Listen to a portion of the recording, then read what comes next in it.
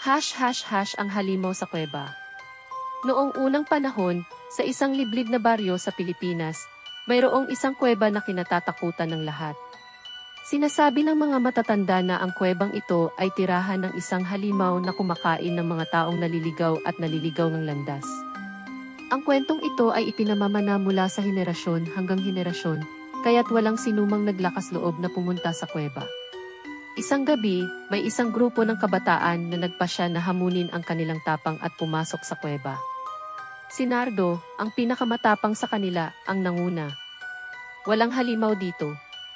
Katuwaan lang ito ng mga matatanda, sabi niya habang naglalakad papunta sa kuweba. Sumunod sina Lina, Pedro at Maritz. Malalim na ang gabi at tanging liwanag ng buwan ang kanilang gabay.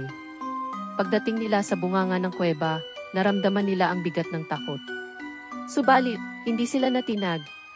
Lakad na, utos ni Nardo habang inangat ang kanyang sulog. Pumasok sila sa loob ng kuweba. Habang papalalim sila, naging mas malamig ang hangin at mas madilim ang paligid. Naririnig niyo ba yun? Tanong ni Lina. May narinig silang mababang ingol mula sa loob. Baka hangin lang, sagot ni Pedro, subalit kita sa kanyang mukha ang kaba. Bigla nilang naramdaman ang mga paa nila ay nabasa. Ano to? Tanong ni Maritz. Nang tingnan nila, nakita nila ang pulang likido sa kanilang mga paa dugo. Tara na, alis na tayo, sigaw ni Lina, subalit bago pa sila makalabas, may nakita silang malaking anino sa harap nila. Isang halimaw na may mahahabang kuko at matutulis na ngipin. Ang mga mata nito'y nag-aapoy sa galit at gutom. Takbo, sigaw ni Nardo, subalit huli na ang lahat. Ang halimaw ay sumunggab kay Pedro. Ang mga sigaw niya ay bumalot sa buong kuweba.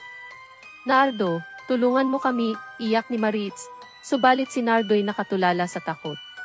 Nakita nilang hinila ng halimaw si Pedro papalayo, at ang mga sigaw nito'y unti-unting nawala. Nagmadali sina Lina at Maritz na lumabas ng kuweba. Subalit, paglabas nila, napansin nilang wala si Nardo. Nardo, nasaan ka? Sigaw ni Maritz. Subalit walang sumagot. Isang linggong hindi nakita si Nardo. Ang mga taga-baryo ay nagsama-sama upang hanapin siya, subalit wala silang nakita, kundi mga piraso ng kanyang damit sa bunganga ng kuweba. Mula noon, walang sinuman ang naglakas loob na pumunta sa kuweba. At ang kwento ng halimaw ay patuloy na ikinuwento upang maging babala sa lahat. Sa tuwing sasapit ang gabi, naririnig pa rin ng ilan ang mga sigaw mula sa loob ng kuweba, at sinasabi nila na ito'y mga kaluluwa ng mga taong hindi na nakabalik.